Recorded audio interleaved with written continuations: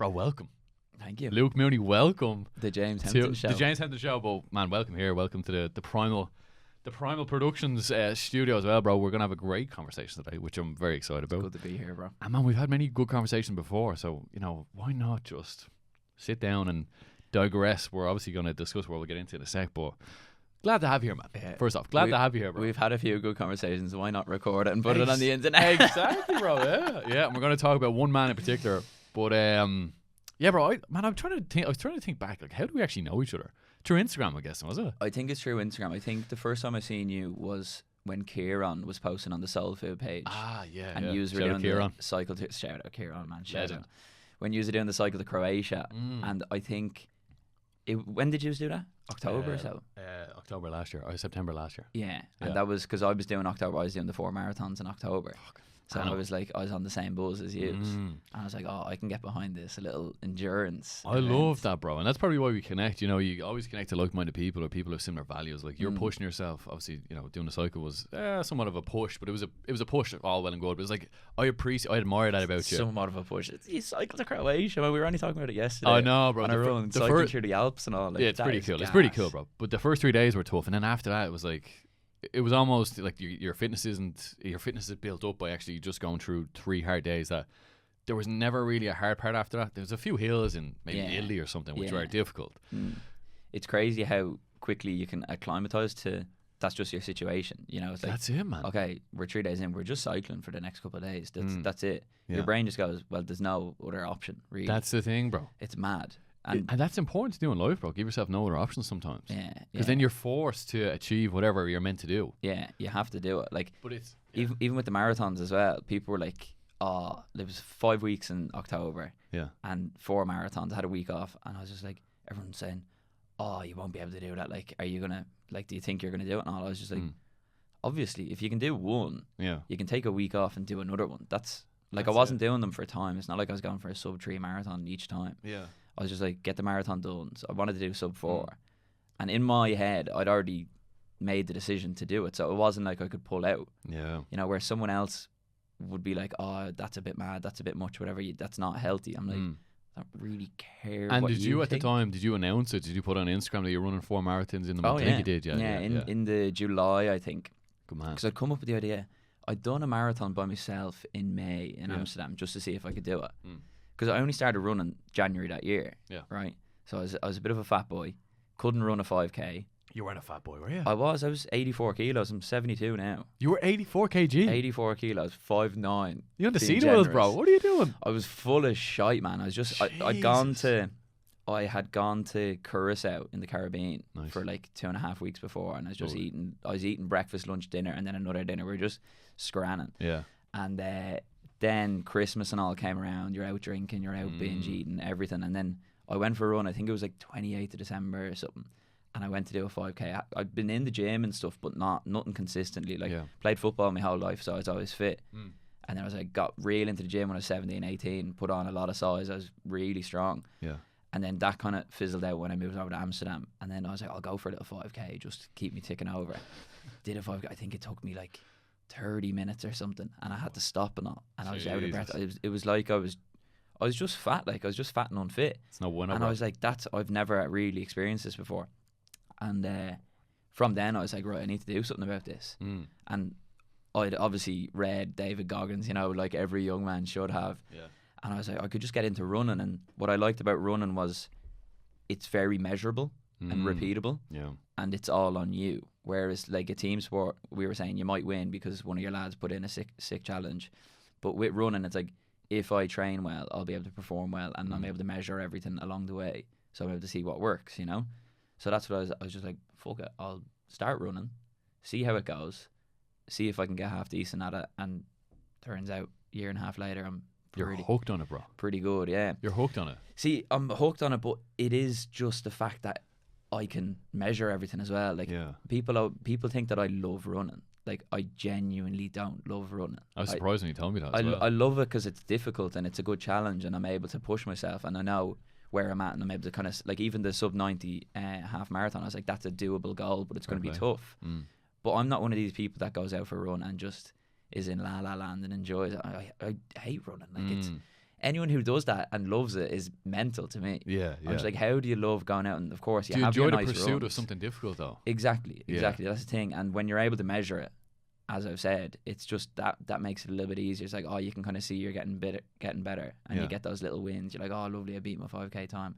And there's so many different like challenges that you can do, like a sub 20-minute 5K. Yeah. You know, you get a 19 something 5K. You're like, oh my god, I'm quick. You know. Yeah. Like, can I extend that to a 10K? Can I do a sub 40 10K, which I've never done? Can I do a sub 90 half marathon, then the sub 3 marathon? Yeah. You know, there's all the speed, there's distance and speed. There's so many variables. You can play into whatever you want to play into. It, bro. You know, 4 marathons in a month. Can I recover? You know, that's class, bro. So there's so much to it, and it's all up to you as well. So you enjoy pushing yourself. That's kind of the underline all this. Yeah, you're once 84. I can't get over your 84 kg. Bro. I was huge, bro. I was a little fatty, like. Fatty. When I was 17, when I was 18, I was in 6th year. Yeah. And I was 80 something kilos, but I was very strong. Like I think I benched 95 or something. Yeah. Squatted like 120 just off the bat. But I was in the gym flat out, and I was a bit puffy, but like I had good shape. Yeah. And I think I've kept a lot of that muscle mass and that kind of muscle memory. So I'm able to rock into the gym after a couple of weeks off. Lean as a motherfucker now, bro. You're lean ass. I went out for a run yesterday. I was like, look at the fucking muscles on this fella. I can always be leaner. That's the thing, bro, isn't it? The body fat's low at the moment anyway. Yeah. And you're tanned as well. But anyway, listen, we're going to get into it. We're here for a very specific reason, bro. Talk about a great man. Yeah. Chris Williamson. What a guy. What a guy, bro. We've listened to many of his podcasts, and still today, man, listen to many of his podcasts. He's actually became like the main guy I listen to. Probably the same for me. Yeah. Like I was up and coming when I first got into the podcast scene. Who else are you watching but Joe Rogan? Yeah. Who was the kind of the founding father of podcasting. Yeah. And now Chris Williamson, I feel, is the heir to the Joe Rogan throne. Do you think he has the second or third biggest podcast in the world at Does this point? He must have. But he's up there. He's over in America as well. That was a good move as well. Great for move. Expanding the audience. Yeah, man. Yeah. The guests and all. See, it's all about the guests. That's what I look for. Like, I don't want to listen to Joe Rogan rambling by himself. Chris, maybe a little bit. Yeah. Do you think it's because Chris is more relatable? Like, he's from the UK. He's kind of younger generation. For us, definitely. Yeah. That's a good like, point. I like Joe Rogan. He's funny. Like, he's a gas fella. But he is 50 odd. He lives a very different life that we would live. Whereas Chris, he's a couple of years older than us. Yeah. But he's a very normal fella. It's more relatable, bro. Yeah. I think when it's relatable, you have deeper connection to it as well. And I think just because he's from the UK, he's from Newcastle. I think it's Newcastle, the area he's from. Yeah.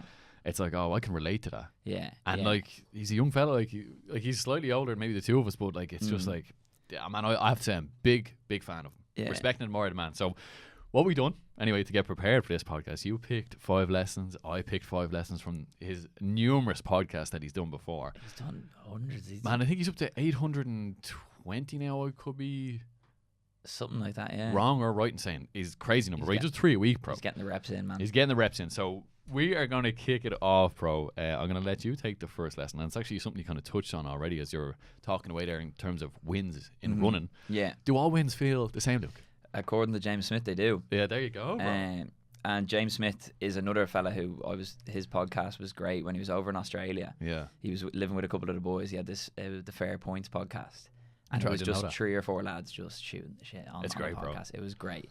Like, really, really good. But I've been following him for, God, years. Bro, like 7 years how probably. Good is it shooting the shit, bro? When you're with the lads and you're just having the crack, bro, you can't beat that moment, man. You can't beat it, man. It's just so enjoyable, bro. It's so enjoyable. Everyone understands. Every guy understands anyway. Yeah. Every guy understands. It's like just when you're with your mates and you're just having the fucking crack, man. So there's nothing that beats that, though. No. And it's even better if you're listening to it on a podcast because you feel like you're there in the room with them almost. That's it, man. That's the power of podcast, man. Yeah. Power of podcast. But anyway, tell me the first point. You obviously heard this on Chris Williamson's Modern Wisdom show. Yeah.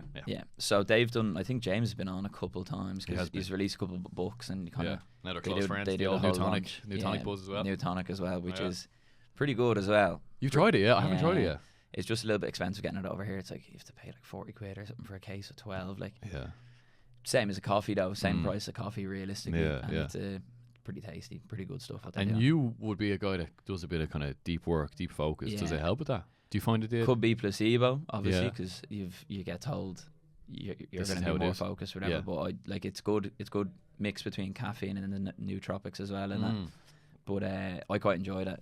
would I order it again if it's €45? I don't know. If it's a bit much. Like, I'll just drink a litre of filter coffee and I'll be laughing. You're a coffee guy. Anyway, tell me in a bit more depth what this lesson is all about. Yeah, so basically James Smith, he talks about like how as you level up in life, you think somebody who's a billionaire and they make $1 billion in a day, whatever, they're going to be like more happy than you and walking around, and every win is going to be like, oh my God, this is the best thing ever. This is the best day ever. Yeah.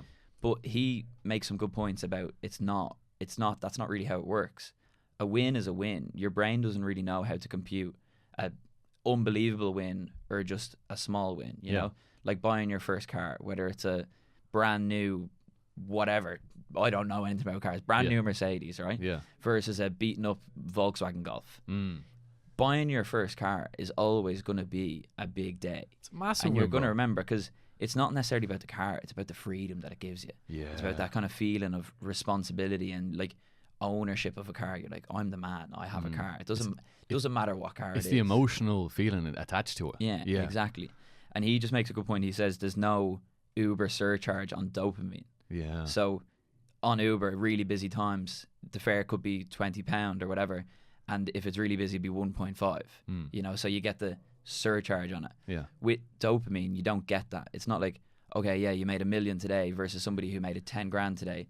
They're going to be 100,000 times happier. You know, it's not how it works. That's a great point, man. Neurochemistry. Anyway, there's a threshold you can hit, but you can't go any higher than that. Yeah. That's why all wins kind of do feel the same. Yeah, it's a great point, man. The best day of your life is just the best day of your life. It doesn't really, like, your brain doesn't know how to compete where you are in your life. It's just like, oh, this feels good. That's such a good point, man. All wins feel the same. Yeah, and it's like, you kind of, when you think about it, when you hear it at first, you're like, nah, that's not true. Like, people that are like balling, they must be. They're not. Like, you can be disappointed, and it all comes down to expectations.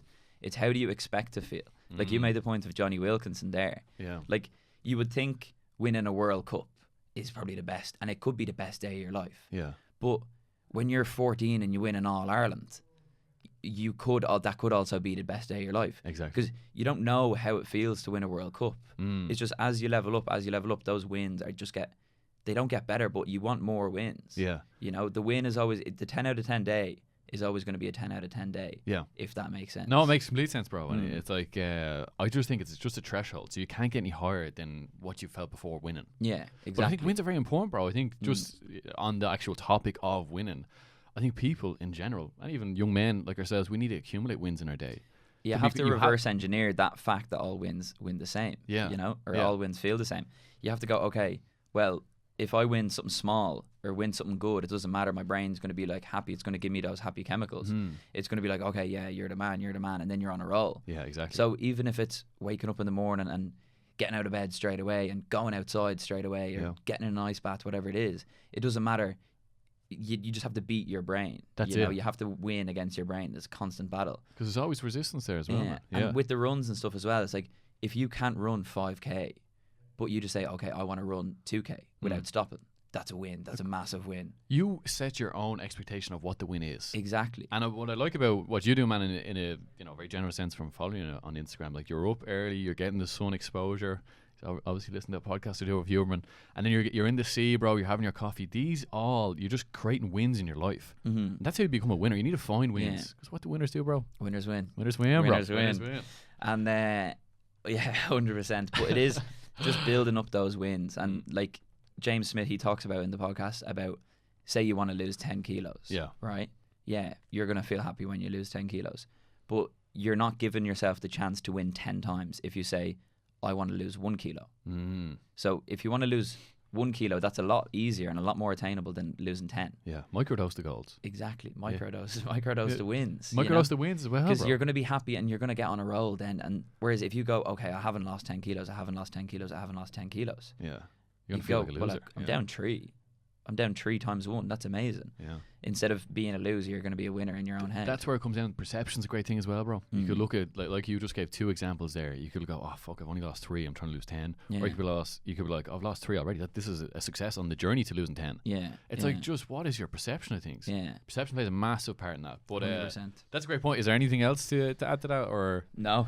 But I actually think that's a very good point, and fair play to James Smith, man. That's very in depth. It's like very philosophical. He's got some wisdom, man. Man, he does. People think he's just a PT, but he really does. Yeah, have some I good have to give wisdom. credit for that. I've listened to a lot of his stuff. Like. Yeah, and I know obviously this is about Chris Williamson, but the one thing I love about Chris, he gets people on his show that kind of brings it to the center of attention, brings them to the center of attention, and he kind of picks away at them. So that was that's a great point, man. That's a great. All wins feel the same. Just remember, that's a very kind of key lesson for life. Give yourself little wins, man. That's the thing. You just have to just go, all right, I'll take my small wins. It's like, take your points and the goals will come. Exactly, bro. You know, that's Gaelic football term for anyone that's not from Ireland. Yeah. But anyway, listen, the first one I went with.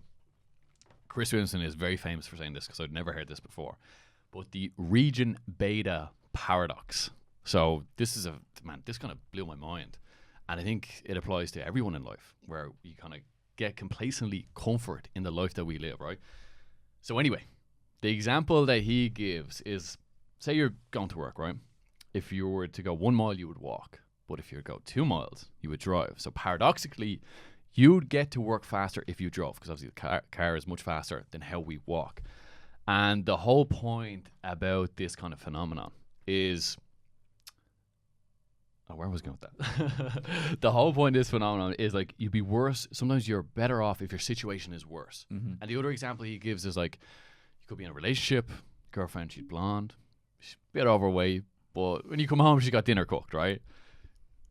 Things are grand, but they're not great, right? You'd be worse off if she's slightly more overweight, she never cooked you dinner, and maybe you argued every so often, because then you would actually take action. I think the whole point of the region beta paradox is you get caught in this zone of, you're so comfortable that you're not taking action.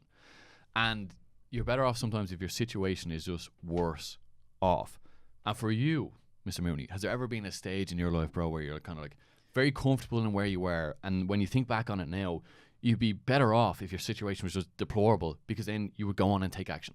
That's the thing. Sometimes you have to almost hit rock bottom and for you this to the point, bro. take action on something. It's even, I moved to Amsterdam right after leaving cert. We were COVID year, so we didn't get to do it. It was just an absolute shit show, to be honest. So predicted grades. Predicted grades. Let's not. Let's not. Yeah, let's not go there. Predicted grades, all this. You're just like, it was just an absolute mess. You know, you've no idea what's going on. And my life at that time was real comfy, you know. Especially that April, May. May was gorgeous as well. If you remember, the weather was unbelievable. We're all getting paid from the government. We're going out drinking, socially distanced, and obviously, you know. Wearing your mask, bro. Of course. Where's your COVID pass? But like, life was really comfy, and I had a couple options of what I wanted to do with college. I didn't know really what I wanted to do with college, but I just knew I wanted to get a degree, go to college, go through the whole experience, meet new people. It didn't really, it wasn't so much getting a degree, which I do have now, thankfully, but it was the experience. I wanted to go to college. I wanted to learn. I wanted to further my education before diving into something else, you know, and which was good, actually. Yeah, quite enjoyed it. But I had the choice of going and staying in Ireland, living with my mum and dad, using my mum's car, living the life. I was working in Portmarnock in the golf links, earning decent money, you know, nice tips, all this, working my way up there as a like food runner, then a waiter, then a barman, you know, life's good, you know. And then I also had this thing, so from the start of sixth year, I had this inkling that I could go abroad as well. So I started looking into going over to the Netherlands. I was looking at colleges in the Netherlands. I was like, it's all English speaking, it's quite close to home, and Amsterdam seems pretty nice. Turned out University of Amsterdam's like top 15 in Europe. On that list, Trinity was like 70 or something. I was like, I thought Trinity was like the coolest thing ever, you know. DC wasn't even on the list. I was only going to go Trinity, DC, or DIT. And I was like, life's comfy, you know, life's really nice. But what if I just threw a little spanner in the works? Couple of things happened throughout COVID, the months following and everything. And it just kind of got to the point where it was July and I had all my student accommodation, like I had like a deposit down. I had my place in college already. All I needed to get into my course was 4 H4s. So 60% or above, which I knew I was going to smash. And the predicted grades, I knew I was going to get fucked over because of I was in the institute. And they grade it on a bell curve. So if I was in Malahide Community School, I would have done really well on the bell curve because I would have been one of the higher performers in school. Not one of the best, but one of the higher. Up there. in the institute, if you put me up against some of those boys in there, I was absolute bottom tier, because these guys are just insane, so studious. Like, their whole life is studying. Yeah. Where I was going out, I was enjoying life, social life, sports, all this the whole time I was there, but still doing good. Like, I was still H1, H2 student. Yeah. But there were some people that were getting 100% in everything. So my choices were take the risk of getting predicted grades and not getting the course that I want, which would have been Trinity or DCU. I put down like 8 courses, ended up getting my 7th, right? Or take the leap of faith, go over to Amsterdam, study there, one of the best colleges in Europe, just completely throw a spanner in the works. Reinvent yourself. Exactly, and just give myself the chance to try something new. Yeah. You know, and my mum said to me, she was like, obviously my mum and dad didn't want me to go into Amsterdam. Like, you just think sex, drugs, and just party, rock and roll. Like, and I was like, no, it's the college. It's top 15 in Europe. Well, fair play, man. You looked into it, yeah. And ended up convincing. She was like, it's going to cost me a fortune. I was like, I'll just get a job. I'll just work. It's grand. And ended up just taking the leap. But if a couple things, if COVID hadn't happened, if the predicted grades hadn't happened, if a couple personal things hadn't happened in my life, I would have been like, I would have been going through the motions. Yeah. It wouldn't have come to me to go, oh yeah, I'll just go somewhere else. I would have been like, well, my life's good here. I'm quite comfortable. Everything's, and I would have gone to DCU and done my 7th course. I only put down 8. I wanted to do. There was 3 that I would do, and I was like, there's no way I don't get one of these unless I miss an exam. Yeah. You know, unless I don't show up to one of the exams, I'm going to get these points. And turns out I got my 7th course. I got downgraded on everything. Right. No way, yeah. Just the way the bell curve worked out. I was one of 0.04% or something that got downgraded on 7 subjects. Yeah. And I was snapping. I was on the phone to my dad. 7th of September, we got the result, and I was in Amsterdam in my accommodation in my course, right? And I'd gotten my 4 H4s. That was fine. I was on the phone with my dad. I was like, this is a joke. How can they downgrade me on this? I was snapping. My dad was like, this is ridiculous. All this, whatever. And then I just kind of realized, I was like, wait, I'm in Amsterdam doing the course that I wanted to do. I was like, why am I so annoyed? And my dad said, that's a really good point. Like, you've got everything that you wanted. I still sent a complaint being like, this is ridiculous, because luckily I had all bases covered, but I'm sure there were some people that were in the same predicament. They just got a course that they didn't want to do. They have to do an extra year, you know.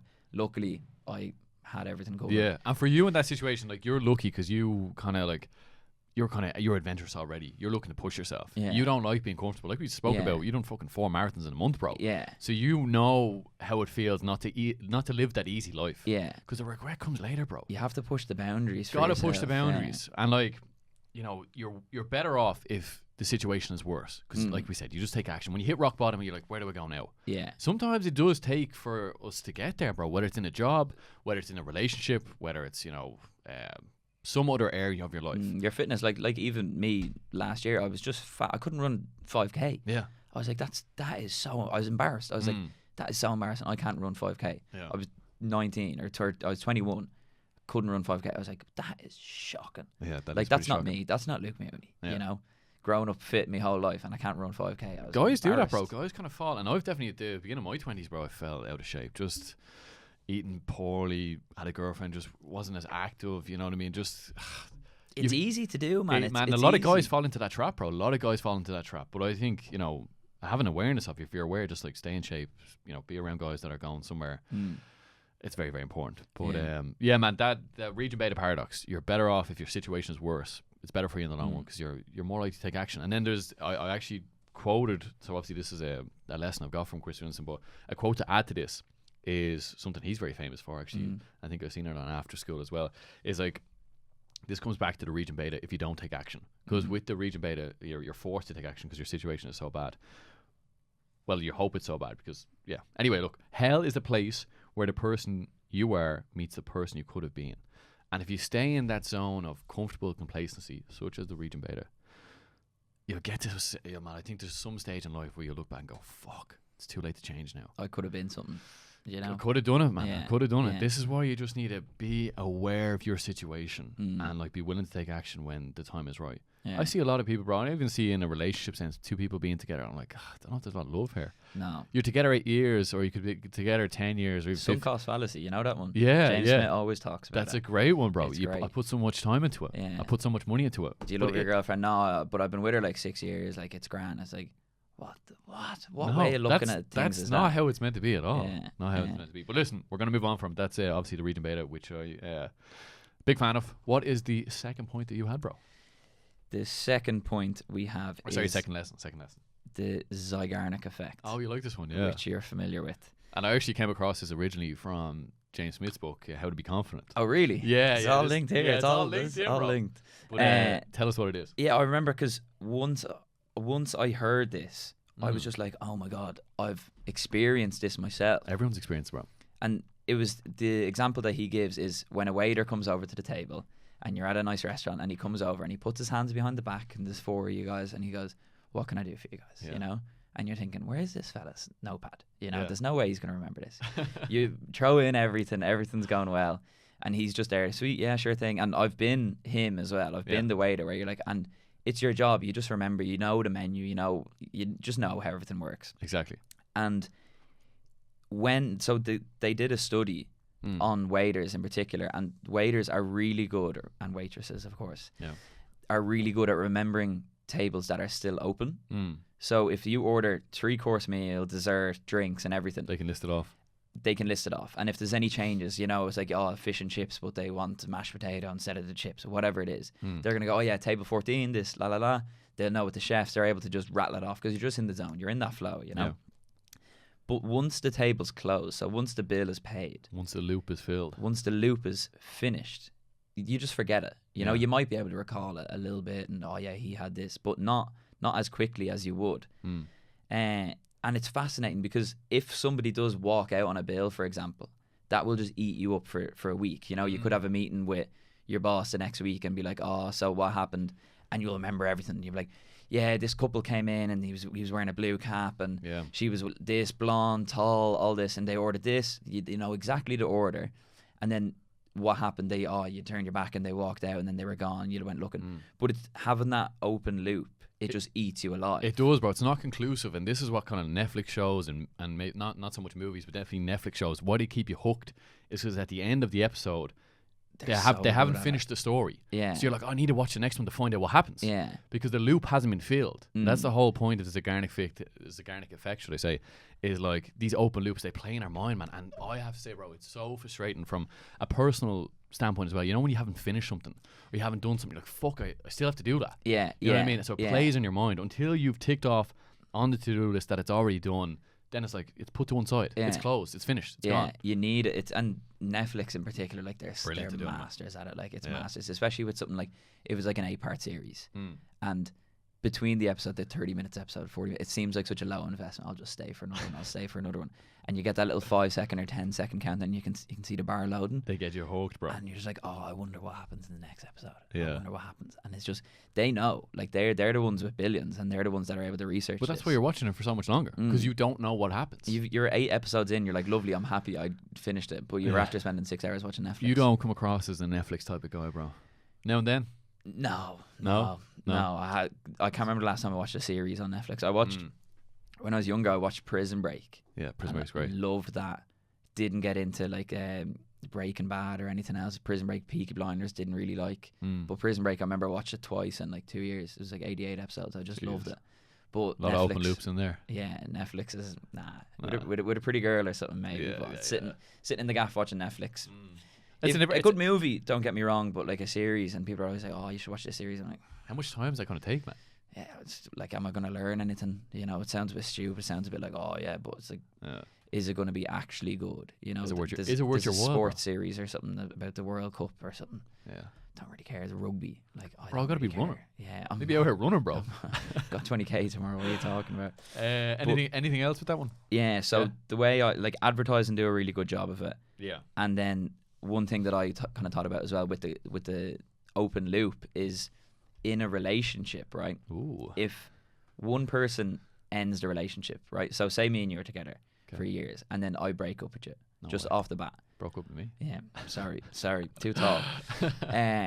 I break up with you, and then you're kind of like, why did we break up? I've already made the decision to break up with you maybe months ago, and I've already gone through, maybe I haven't communicated effectively, but I've already broken up with you in my head, and in my head it's done, right? It's just, when am I going to tell them, right?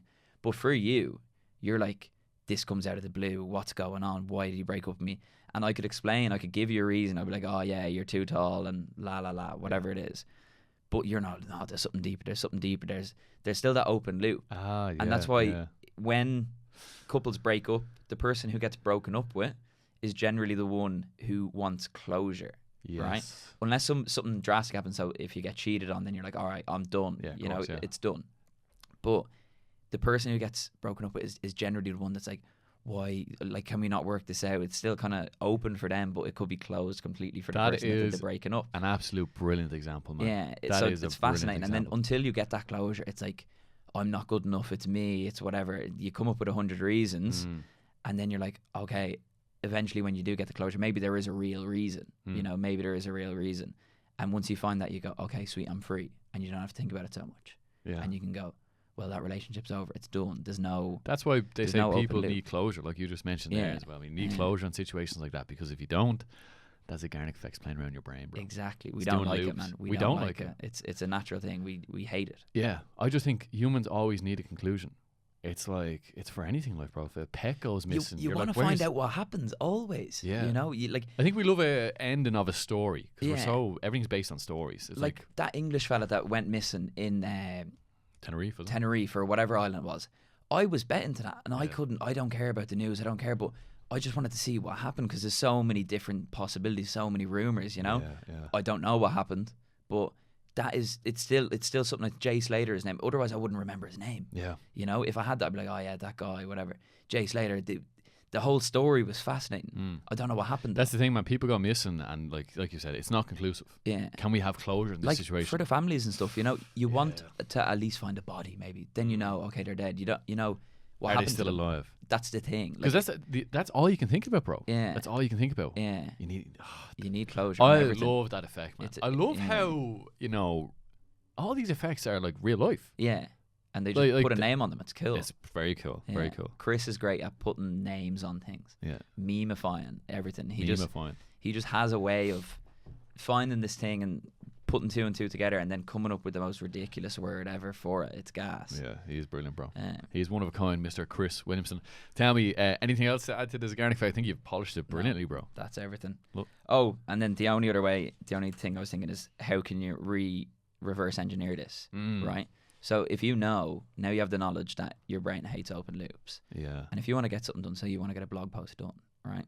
I'll make sure to But you're putting it off. Start. Just start. Do 20 minutes. How heavy is that, bro? Do 20 minutes of it, and then you won't be able to sleep that night until it's done. Just get it done. Yeah. Just get it done, because if you don't do it, you're going to wake up tomorrow and go, I don't have it done. And that's how you feel like a loser, bro. Yeah, yeah. When you're not accumulating wins, you're going back to winner, bro. Force yourself to win. Open the loop, knowing that you can't bear sleep without finishing the loop. I keep giving this example, man. Same way you're doing that 4 marathons. Imagine you didn't do the 4 in a month. That'd still be open. You have to close it off. I would have done it the next month. Like, yeah, exactly. I wouldn't have been able. I wouldn't have been able to deal with it. Got to give yourself that closure, bro. Even Dublin, right? So Dublin Marathon, I'm going to decide I'm going to do it. I decided yesterday. Yeah.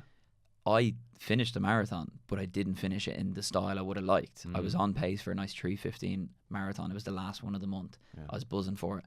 But my knee went 26k and something happened. I don't know what it was. I had nerve pain going up, everything. It was insane. Yeah. I was like, is this just my brain playing tricks on me? Or is my knee actually really that sore? Yeah. And my knee really was sore. But still got the marathon done. But then I was just thinking, yes, I've been thinking about it for a while, because it's in 10 weeks. I was like, I could avenge that. Of course, I didn't lose. Yeah. You know, I didn't get defeated by the marathon. Standard for yourself. But I'm like, I have to dominate the marathon, if that makes sense. That's just the competitive side of me. And I know that I can do a lot better than I did. So I'm signed up. I have to close the loop. And once it's done, I don't know if I'll do Dublin again, because I can do it any time. Yeah. I'll travel for the next marathon I do, you know? Nice. But I feel like I'm not done with it. Yeah. You know? So it's going to an open loop in your own mind. Yeah. Exactly. And you've got high standards as well, man. I think when you hold yourself to high standards, and like you said, there's so many variables of running, especially with time, man. Well, always want to improve your time. Yeah. Like last year, you're getting better. It was getting them done, the 4 of them. Now, how quick can I do one? And then next year, it'll be sub 3 time for sure. I love it, man. I love it. Anything else to add, Mr. Mooney? That's the one. That's conclusive. That's the one. Have you closed? Closed the Zeigarnik effect. That's it. Done. Signed, sealed, delivered. I love it, bro. I love it. Lesson 2. This is from Chris Williamson. Who else? But I think he got it from someone else. Originally, when I heard this, I didn't even hear it on a podcast clip or anything. Went to see him last October, and he said this one live. I thought it was brilliant. But anyway, It's all about doing the thing, bro. Taking action, man. Like, the first point was about the region beta, where you've got to take action when you're in a bad situation, or when you're in like a half decent situation, you need to take action. This is all about taking action again, bro. Because we procrastinate. I think human beings, we there's so much resistance to doing the work, bro. Isn't there? It's just all in the head, man. It's the procrastination. You have to beat yourself. Why do you think we do? I think we just don't want to expend the mental calories to do a thing. Working's difficult. It's difficult to focus. It's difficult. Like, it is difficult to focus, and that's because we live in a world of distraction as well. Yeah, there's so much going on. Whereas to actually sit down and do something, it takes effort. It does, and we want the quickest dopamine possible. Yeah. So, like, if you're to sit down and say, I don't know, you enjoy journaling, what would be like maybe to get focused on doing some research, even for this, right? Yeah. You could sit there, you're doing a research, you're writing out your points, you're writing out your own examples of it, but then you could just take out your phone, bro, and you get a bit distracted there. You procrastinate a bit longer. You can start doing all this random shit and not do the thing that you're meant to do. It's so frustrating, bro. It's heavy, man. It's heavy. It's heavy because then you're the person, you're self-sabotage. This is kind of like self-sabotage. Just fucking... And especially when you're conscious of it. When you're conscious that you should be doing this thing, but you're gallivanting. You're fucking off, bro. You're off just messing around. Get shit done. Anyway, look. Here it is. Here's a list of things that are not doing the thing. Preparing to do the thing isn't doing the thing. Scheduling time to do the thing isn't doing the thing. Making a to-do list for the thing isn't doing the thing. Telling people you're going to do the thing isn't doing the thing. Messaging friends who may or may not be doing the thing isn't doing the thing. Writing a banger tweet about how you're going to do the thing isn't doing the thing. Hating on yourself for not doing the thing isn't doing the thing. Hating on other people who have done the thing isn't doing the thing. Hating on the obstacle in the way of doing the thing isn't doing the thing. Fantasizing about all the adoration you'll receive once you've done the thing isn't doing the thing. Reading about how to do the thing isn't doing the thing. Reading about how other people did the thing isn't doing the thing. Reading this essay isn't doing the thing. The only thing that is doing the thing is doing the thing. That's by the strangest loop, but I've heard Chris Williamson say this multiple times. So go and do the thing. Yeah. But we find that so difficult, bro. There's no replacement for it. It's there's like literally one action. Yeah. Just do what you need to do. Say cold calling. Right. Yeah. Right. You can pick up a phone and start cold calling for your business, whatever it is. At first, you're not going to be good. You can go onto YouTube and look up 1 million YouTube videos. Yeah. Cold calling scripts, all this, and you need to have your plan and you need to do the thing. Good, bro. But you have to just do it. You have to get amongst it in order to learn. Learn through action. Learn through doing it. That's throw the yourself only into way the deep to learn, end. though. Get on the phone with someone and just be like, "Hello, James. How are you?" And you'll pick little things up with your tonality, whatever it is. Yeah. And you'll get better and better and better. Reps. It's just reps and reps. A bench press. It doesn't matter what the thing is. Runs. Like I always say to people, the best way to get better at running is just run. Yeah. Like that's it. You can research really all day. simple. Like the action is the achievement. Exactly. That's what it is, man. That's what the goal that you're looking for is. Everything's just a big distraction, but it's like this one thing. It's this thing here, man. Just do it. Yeah. And bro, that's so fucking relatable. Cold calling's a great example.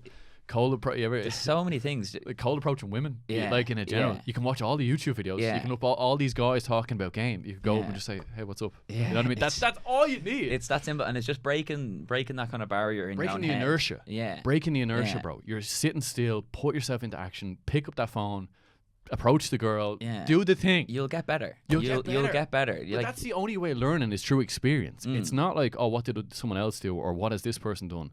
Right, look maybe for an insight, but then you have to apply yourself. Yeah. And I just think us as human beings, we're so lazy, bro. We don't want to expend calories. We're naturally we're meant to be preserving. Yeah, preserving. We're meant to be preserving. We're meant to be chilling. We You need know, to be preserving, procreating, bro. Yeah. We don't want to be out here doing the thing. You know what I mean? That's difficult to do. But getting focused on something, bro, and taking action. The reward is you grow much faster, and you get more done, bro. You can tick it off the list instead of being like, oh, did I do that? The Zeigarnik effect started playing again. Did I do that? I didn't do it. It's funny how all of the things Man, are this actually is quite actually linked mad. as This well. is mad, bro. Yeah. But yeah, it's just like doing the thing is the only way to actually get things done, you know. And it is like somebody who, say for cold calling, somebody who calls 100 people a day, cold calling is going to get better than somebody who calls 10 people a day, and then writes down in the journal what they did right and what they did wrong. Of course, you have to self-analyze, but You can just go, okay, well that was bad. I didn't sound very friendly there. You know, I didn't have everything organized. You go, okay, no, that was bad, and just call the next one straight away. You just get straight back into it. Reps. You know? Exactly. Pure reps. Just reps. And like Chris Williamson, another quote, just to quote him again, of course, is the magic you're looking for is in the work you're avoiding. Yeah. So it's like, apply yourself. Get shit done. Yeah. Do the thing. Yeah. Polished off. Man, podcasts even is a good example. You know, your first podcast, I haven't listened to your first episode. Yeah. I imagine it was a little bit more nervy, a little bit less fluid than your last few. Yeah, the first one was but if a lot of whiskey. If you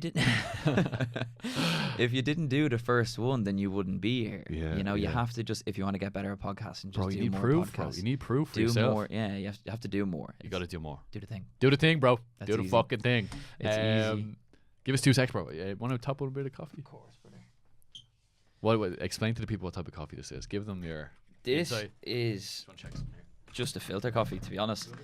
I have a big a Mocha Master at home, it's called. It's just a big way of making batch brew. And beans I just got from a crowd in the UK. I actually can't remember who it was. I was at a coffee festival in Brighton this weekend and got some free beans, so just cruising.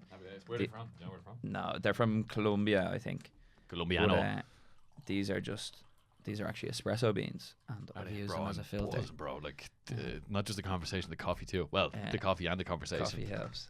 Bro, I'm telling you, more people need to get immersed in conversation. 100%. It's so therapeutic for your mind, bro, just to be fully immersed. Like, bro, have you... well, obviously I have to read my phone, look at my phone to read that quote there, but we're not looking at our phones. My phone's over there, bro. I was just I'm like, looking at you the whole airplane time. mode. We're having a crack, we're laughing, we're so engaged. Yeah. The mind, bro, needs this more than ever. We're living in a world where the dopamine receptors in your brain are fried, bro. Fried. They're like, give me something that's kind of peaceful, tranquil, engaging, insightful, energetic, exciting. Yeah. This is what a conversation's all about, bro. Yeah. It's just it's our natural way of being, you know? Man, we need to converse with each other to like organize the thoughts in our head. That's what Jordan Peterson says. And when I read that in the book, bro, I go, fuck, that's right.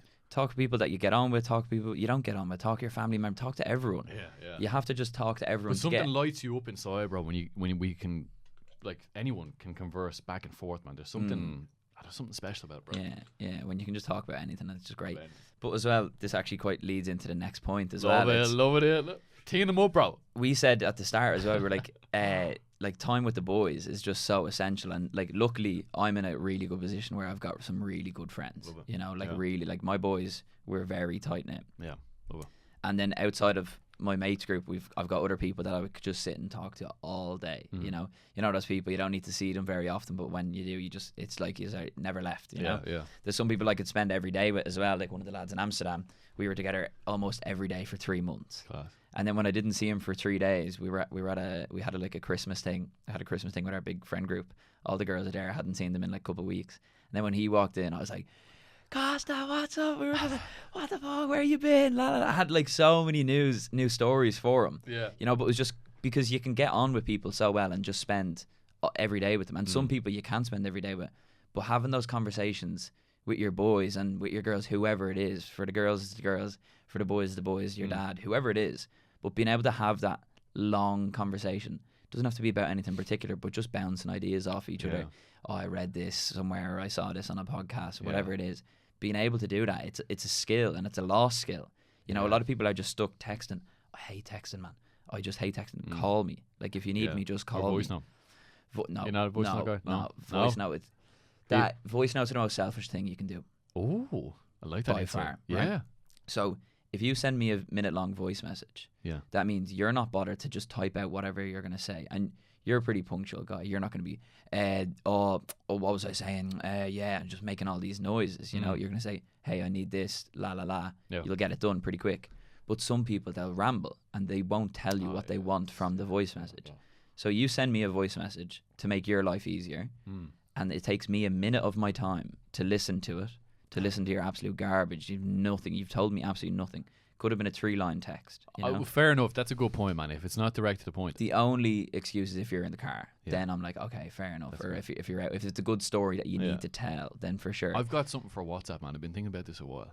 This idea for WhatsApp. A transcript. Fucking transcript, bro. They have to do it, man. Man, why don't they do it? Like, if you've got a voice note there, and like you said, it could be just 3 points. Yeah. That kind of, I think I can read way quicker than you can talk. Yeah, exactly. You know?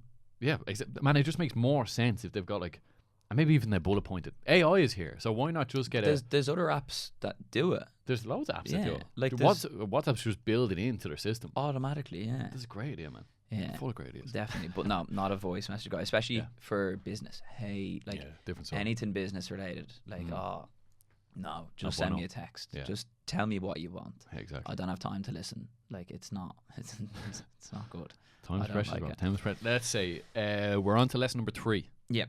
Let's go. So the third lesson is this gonna be juicy. It's not one kind of clip or one thing that is spoken about. I think Chris Williamson on the Modern Wisdom podcast has a really good way of talking about being a man, right? And he always references the manosphere and masculinity and all this, and he's kind of the dude, you know. He's a great example of a man. He's a big, strong guy, level-headed, you know, works hard, you know. Intellect. He's not this macho driving around Lamborghinis, all this. He's just chatting to people and getting people's insights, and he's looking at studies, and he's able to break them down quite well. And he's a respected individual. Big exactly. Part of that. Yeah. And he's able to, he more so than anyone is able to talk about the differences between men and women without being attacked. I don't know what his like viewership is like between men and women. I imagine it's highly men. Yeah.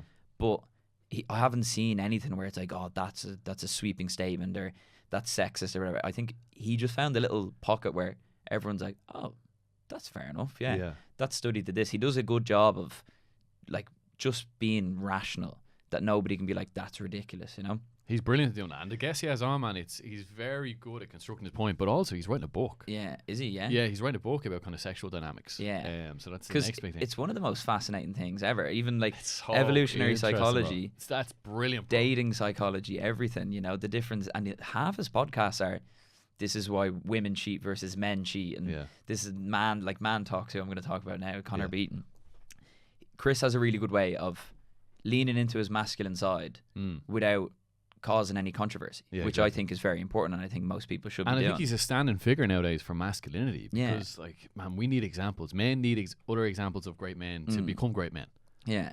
And at the moment, bro, it's just like when you look out there, I'm trying to think off the top of my head, who are great men that you follow online? I'm sure there is many, right? But Chris is very...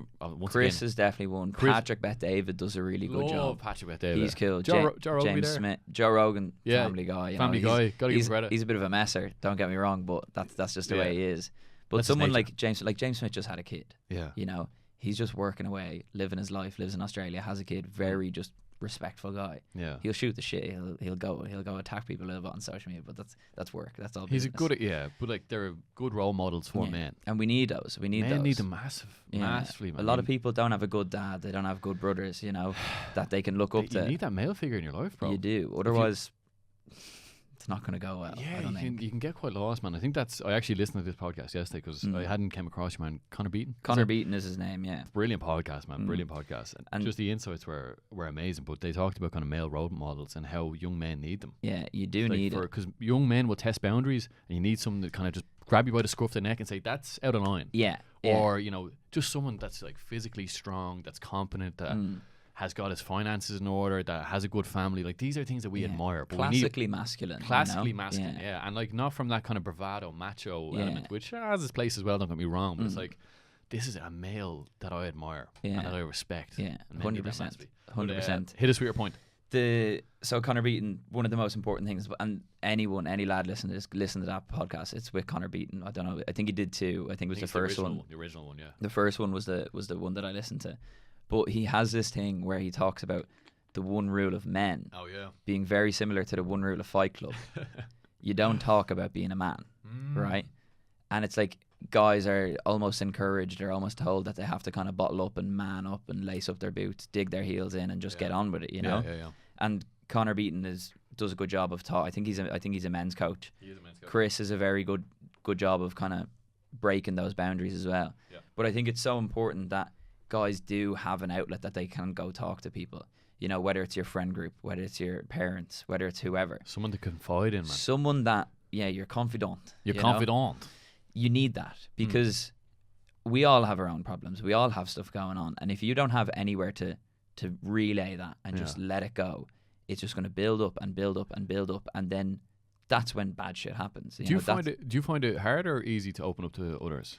Me personally, I'm absolutely blessed with great people, the men in my life. Yeah. Like I think I counted one day, I had 9 people that I could tell anything. Wow. Like that's incredible, bro. Anything, and all different people. Yeah. You know, like I've got my boys group. I've got Kieran, for example. I've got my dad, my 2 brothers, and a couple of boys in Amsterdam. That's incredible, bro. And it's just, you need that. You need to have that base that if something does go wrong, you're open to talk about it. And the thing is with talking to another guy, they understand, you know. Like even a couple of weeks, maybe 2 months ago, I was just having a bad week, you know. I was just kind of feeling in a bit of a rut. And I text one of my boys and I go, man, are you free tonight? Whatever. And he just goes, no, I'm seeing my girlfriend. And I was like, if you have like an hour, I'd love it. And he just goes, all right, I cancel on her, I'll be with you. You know, that's special, man. You need that. You need those boys that will just drop at the drop of a hat. That he could just tell I needed a good chat. And we just went out, went on a drive, sat up a hote, went for a walk, you know, just chatting away. It was nothing big, but I was just telling him, and I didn't need him to tell me anything, but I just needed to talk to him and him go, I've felt the exact same, because it was a very similar. It's kind of, I'm in a rut, I don't know what I'm doing, you know, I don't know if this is the right path, and I'm not like, life's not a 10 out of 10, you know, whereas when I was in Amsterdam, it's kind of, everything's crazy, every day is a new day. But coming back to Ireland and just working and living my normal life, I love it. But then every now and then you're like, oh, maybe I'm not doing enough, maybe I'm just kind of stagnating, you know. And I just needed him to listen, and just, we were laughing at the end. I was like, I don't even need you to say anything, like there's nothing you can say that I don't already know, but I just wanted to talk about this, get it off your chest, man. That's so important. And he was just like, man, I was like this like a couple of weeks ago, you know. And being like, having mates like that is so important. You need to be able to talk. Yeah. Because otherwise it does just get bottled up. It gets bottled up. And you explode at some point. It's like a pressure cooker. It is, man. It's a great point to make. And the thing is with like, you need to speak to other men about it. Because there's certain things like men, like especially in that situation, I imagine like you had a woman in your life and you were talking all this kind of like what you're feeling inside at the moment. Women are like, what the fuck is he coming to me with his problems for? I don't want to hear this shit. You know what I mean? You're meant to listen to mine, not the other way around. Yeah. Because you're meant to be that rock. And obviously the woman is like the shore. She's crashing against you. You're emotionally strong. Yeah. But when you're with other men, I think there's opportunity to become somewhat vulnerable. And I think it's important. And it's kind of shunned upon, especially from a masculine point of view. Like, oh, don't show emotion. But if you're with your good friend, you're like, you fucking wouldn't believe it, bro. I'm just going through the shit at the moment. And he's like, oh, man. I'm glad you said that because I'm going through something as well. Yeah, exactly. And you build a stronger connection through that. And it's like, this is a safe space for us to just, you know, speak our minds, understand what's going on, because there's a time and a place for it. But I think men need to do it with other men. And I think you're in a great position, bro. You listed off 9 people. That is like, exceptional. Could really trust. Like anything. Exceptional, anything, bro. I love that. But there's a lot of guys out there, bro, that won't have one person. That's the problem. And there's a recommendation that your man, say Connor Beaton, gave in the podcast. He said, if you don't have one person, go find someone. It could be a therapist. It could be something else like that. Go find that other person so you can speak what's going on. Because like you said, that pressure cooker will crack, bro. And when that cracks, it could turn nasty. Yeah. Because all this bad shit happens. Yeah. Even like therapy, like loads of people are like, oh, everyone should go to therapy and stuff. I don't need to go to therapy. Like, I've got my boys. But that is your therapy. Yeah. I've got my boys. Why would I pay some random fella or some random woman to come listen to my problems and be like, oh yeah, this is this, and start putting labels on stuff? Whereas the lads are just like, I understand you and I'm with you and I'll do anything for you. Exactly. That's a easy choice between those two. But you have it there already, which is the main thing. You know? But if you don't, then maybe do reach out to somebody, you know, because you can't be bottling up. But I always think, like, I think family is a great place to start. You know, maybe you don't get on really well with your dad, but just say something to him. You know, he loves you. Yeah. He loves you more than anything. You know, your mom loves you more than anything. I think your mom's the only woman that you should go to with your problems. Yeah, as well, because she understands you and she'll do anything for you. Yeah, she might not understand what it is to be a man. The only woman in your life you can guarantee you'll always love. 100%. There you go, bro. 100%. She'll never do you dirty. Yeah. She might try, but she'll always love you. Your ma'll always love you. She'll have to. She's no choice. Yeah. But she made you, man. She made exactly. you. Exactly. You're her creation. But that's a great point, bro. I think, you know, just becoming vulnerable when the time is right with other men. And do be vulnerable. But like the way I like to think about it as well is not in public. That's not something I'm a big fan of. Like Jordan Peterson's been crying a lot on podcasts. You know, it's like, if you're going to be crying, and it's okay to cry, don't get me wrong. Yeah. but just do it with one of the lads at home. This is a really interesting point, bro. Look, Peterson's he's never not behind a camera, so it's hard to contain every emotion. Yeah. But you make a great point, bro. You know, there's a time and place for it, don't get me wrong. Funnily enough, when you sent me across your points for the podcast, and I was looking at them, and I went down a few rabbit holes, just about emotion and vulnerability, etc., etc. I was thinking to myself, man, I can't remember, bro, the last time I cried about anything. Genuinely. I can't remember. Maybe when my dog passed away like a year ago. Except for happy tears. I can't remember anything. I can't. I'm thinking, is that a good or is that a bad thing? I just don't feel the emotion of sadness all that much. And I think men I'm with you on that. Men more feel anger than sadness. You know, you get fucking pissed off at yourself, but you're never like, you know, self-pity kind of crying. I'm going to cry, yeah. Yeah. Which I actually don't think that crying is necessarily a bad thing, because it's a release of emotion. I think that's a healthy thing to do. But from a personal standpoint, I was like, I can't remember when the last time I fucking cried. I've nothing to cry about, man. Yeah. My life's good. The last time I cried was when my granddad died. Yeah. It's normally a sense of loss. I think for me, crying is, of course, it's good, and some people love crying and like getting it all out, and fair enough if that's your thing. Normally a woman. Yeah, like you ask a woman when the last time she cried was, she'll probably say a week or like a couple of days. Women are so much more emotional than men. And that's just how fine. it is. We're different. You know, Chris does a good job separating. We are just naturally different. You know, don't get angry about it. You have to play into your strengths and weaknesses. Yeah. I'm not gonna go cry. Like the way I think about it, I'm crying if I'm really happy. I can cry. You know. Or if I lean really deeply into breath work or something, the tears will be coming. That's a good if one. you go somewhere in your mind, I can be like, oh my God, but it's generally gratitude. It's generally grateful tears. Yeah. Like the last Moonstock that was on the beach, I was bawling. Were you? Absolutely bawling. But it was so funny because my mate was there and he just turned around and I'd been crying for like 5 minutes. But and what happy that? tears. But I was just thinking because it was after I'd had so much stress with my exams and all, and I'd finally got my results back, so I finished my degree. Yeah. And then I was going to Asia and all soon. It was kind of like, it felt like a new chapter almost in my life. But I was thinking about everyone in my family that loves me and everything, all the good stuff in my life, and I was like, wow, I'm so grateful. And I was there crying on the beach, and it was perfectly fine, especially when you're leaning into the breath work. You kind of you bring stuff up that maybe you don't think about day to day. You have time to think about it, man. Exactly, you have time just to live in your own little head. And my mate turned around, he just seen me crying, and I was like a baby, you know, like proper wet face and everything. And I was laughing because I'm like, I look like I'm so sad here, but I'm so happy. Yeah. And he turns around and he goes, "You all right, bro?" And I was like, I'm good. He was like, he just came over. He was like, what's up? And I was like, no, I'm just crying like happy tears. And he was like, yeah. And I just brought him through all that. And I was like, I'm so grateful for him. My brother was there. So grateful to be able to do this on Portmarnock Beach and just lean into things, you know, and feel feelings, you know. But for me, crying out of sadness, you know, maybe when I was younger, you'd be upset over a girl and you're a little bit more, you don't really know how to manage your emotions and stuff. You get in a fight with your mum or dad and you cry.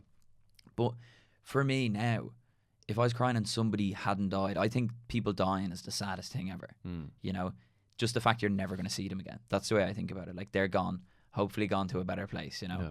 But you're never going to see them, and you can appreciate them. And I just think in general, even if it's not someone I know, if someone dies, I just feel real bad for the family, and just, of course, it's just so sad, you know. You're never going to see them again until that sense of loss is felt so deeply. It's just loss. It's grief as well, and it's fascinating, but that will bring me to tears. You know, people dying, dogs dying, gets me, man. Like I've always had dogs growing up. I've got 2 dogs now. I said to my brother, they're like, my dogs are 6 and 7 now. We were in the gaff with my little brother, and he just picked up Kobe. He's a little King Charles, little ugly, cute fella. And Gary just looks at me and goes, I don't know what I'm going to do when these die. I go, what? He's like, I don't know what I'm going to do. Like, I'm just going to be heartbroken. And I was like, I'm going to be proper upset as well. Like, it's the saddest thing ever, just when people pass on, when dogs pass on, whatever it is. It's just so sad. That loss of life is so sad. But I think place for. It's okay to cry. Don't get me wrong. Like, if I seen someone crying, I would instantly be worried about them and try to help them. I'm not going to go, what are you crying for? Yeah.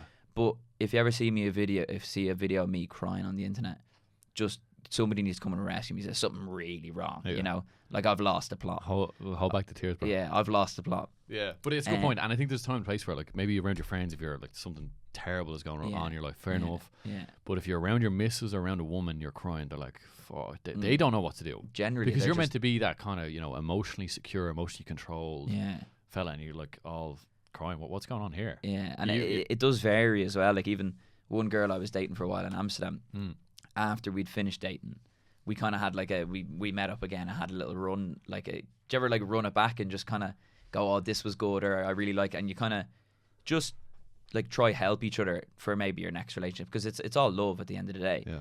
But you're like, oh, maybe you're a little bit like this, and you get like a little bit angsty over this, and just kind of point stuff out to them, not in a bad way, but self-analysis. Bit of a debrief. Yeah, debrief. And she said to me, and it ended on fine terms. It was grand. And she said to me, she was like, "You're not very like emotional, like with me. Like you weren't very open and emotionally available." No, I was emotionally available, but I was like, I wouldn't be upset. She couldn't believe that I was like so happy-go-lucky and high energy all the time, you know, which is fair enough, because I'm pretty intense, and it kind of doesn't switch off. And she was like, I just can't believe that you don't like get down in the dumps and stuff. And I just made the point to her. I was like, listen, if I am feeling down in the dumps, which I'm generally not, but if something does happen, if I'm having a bad week, I've got my dad, my brother, name everyone off. And that was when I got 9 people. And I was like, that's pretty insane. And she just said to me, she was like, it kind of clicked in her head. She was like, oh, like you are on top of your emotions, but just not with her. Like, I don't need to burden her with my problems, because she's not going to be able to fix any of them anyway. Yeah. If it's your wife, maybe, you've kind of built up that connection for sure. She's going to know you inside out. But just a girl that you're dating for a little while, like it's not going to help your relationship if you start throwing problems onto her life. Exactly. She's not going to fix them, from my experience anyway. It doesn't work. No. And they just kind of look at you a little bit different. They're like, it's not masculine, bro. It's almost there like, you need to dig the heels in and man up here. What are you doing? What are you coming to me for? Yeah, what are you coming to me for? Any more points to add to that? Just to touch on as well, there was Cameron Haynes' podcast as well. Brilliant. He had Chris Williamson on the Keep Hammering podcast, which is a cracker as well. And Cam Haynes is like the most masculine dude in the world, probably. He's the sickest guy ever. Hunter, ultra runner, author, savage, family guy. Yeah.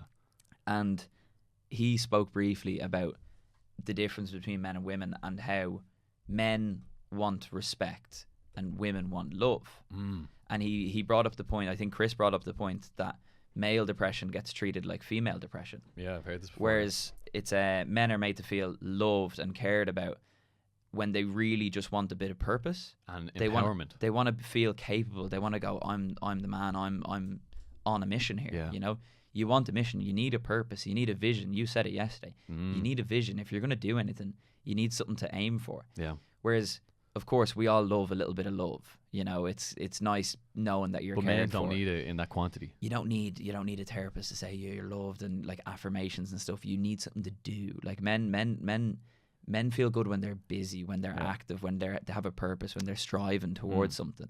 From my experience, your experience as well.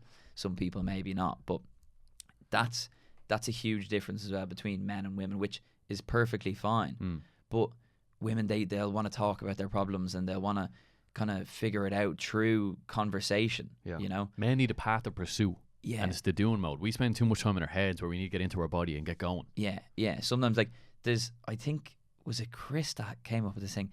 He said there's very few problems that won't be fixed by a glass of water, going outside, and a gym session. Yeah, I think it was Chris. Yeah, it's gone for a walk. That's so true. Like, that is so true. You're all in your head. Just go out. Just go do something. Get into the body. Yeah. It's so important. You're dwelling on your problems. The more you think about your problems, the more they become problems. Exactly. You know, whereas you're just cycling around in your head. Hit the gym.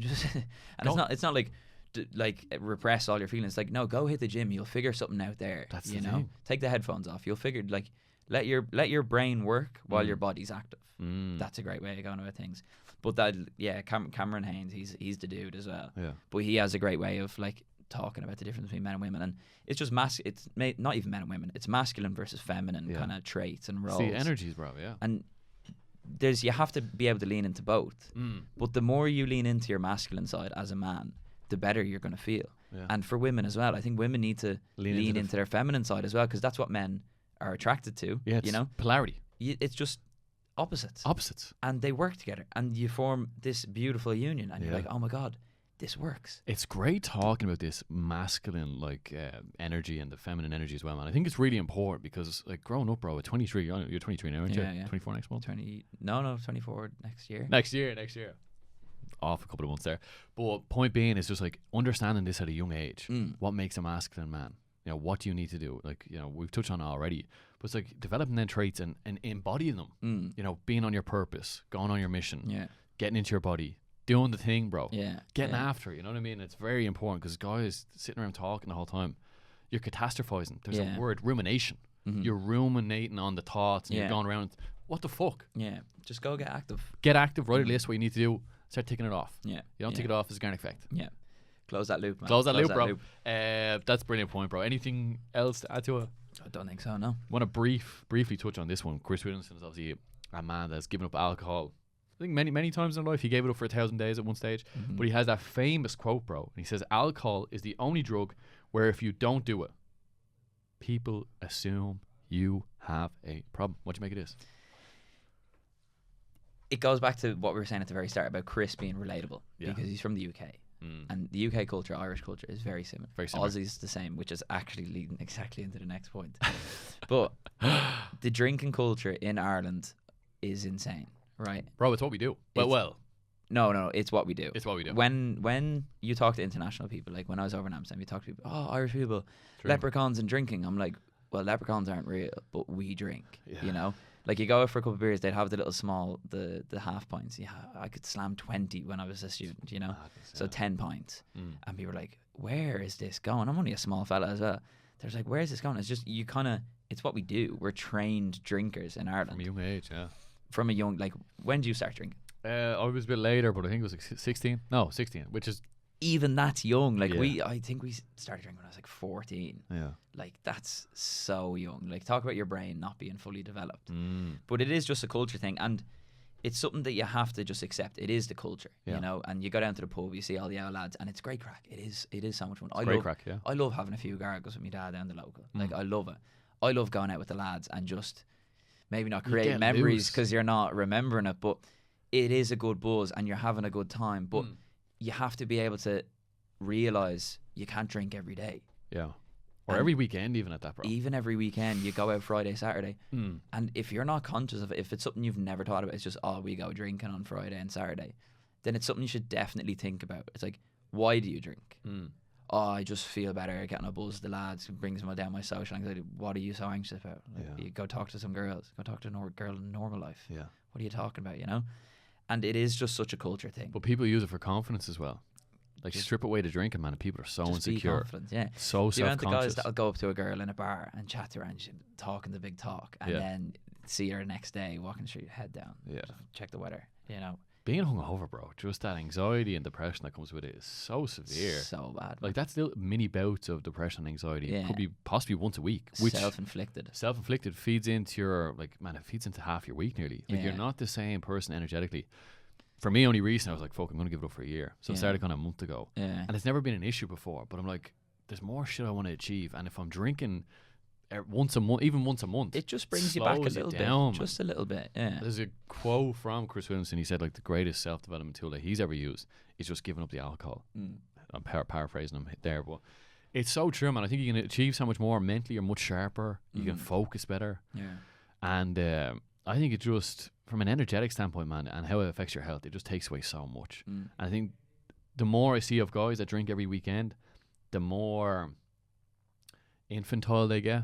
Like they become more like infants. Like I think it's lack of responsibility for yourself and just this whole escapism. But you know, the counterpoint to that is it's sociable. We have the crack. There's pros and cons to it. But I don't know, man. You know, the people that I'm seeking in life now tend to not be drinking. They're on a health buzz as well, which I admire. Like you're very much like that. I know you said we actually had a few drinks after the half marathon. Yeah, we did. That's the last time I drank. But we had a great time. We had a great time. Even then, a sense of kind of celebration though. Even then, you were quite reluctant because I was like, I could have had a glass of wine or something with dinner. We had steak. Yeah. And I was like, I know, I actually won't. Big, lovely steak. And then I was just like, do you want to go for a little margarita? Because tequila is nice as well, you know? I was like, there's a lovely spot in Malahide. And you were like, yeah, we'll go in for one, right? And I was like, yeah, grand, had a good time. We ended up having 5. That's fine, whatever. I ended up going to town after that with the boys. But it was because, so those 8 weeks leading up to the Clontarf half marathon, which I was like, all right, I'm locked in. The first thing, if I want to lock in about something, it's like, okay, well, the drink needs to go. Yeah. Because it just brings you back. You know, you're going to miss a day. Your Saturday morning run is not going to be, you're not going to do your 25K. You're not going to enjoy it in any state. Yeah. If you're hungover, whereas you just wake up fresh and then you get your run done early in the morning, you're like, oh my God, I feel great. Yeah. Why do I ever drink, you know? But just having those two sides and being conscious of it, but then being able to actually go enjoy yourself and not feel guilty about it as well. Yeah. Being able to go, well, I'm going to have a couple of drinks tonight. That's an important and point. just get on a chill one. Once again, kind of perception, not feeling guilty about doing something. That only makes a situation worse if you're catastrophizing it. If you're like, oh, I should feel bad for doing this. Enjoy it in the moment. But if you've committed to something where you're like, I'm not drinking, you look like a fool then if you were to go back and go, oh, I'll just have a few. Especially if you tell people, you're like, I am not, and then you're down the pub and everyone's like, I thought you weren't drinking. No one can trust your word then. That's a massive thing, man. But you can't trust your own word. That's even worse. Yeah, no confidence there. Like, you can't be confident in yourself. You can't trust yourself. But man, drinking's just one of them things, bro. I think, I'm obviously slightly older than you.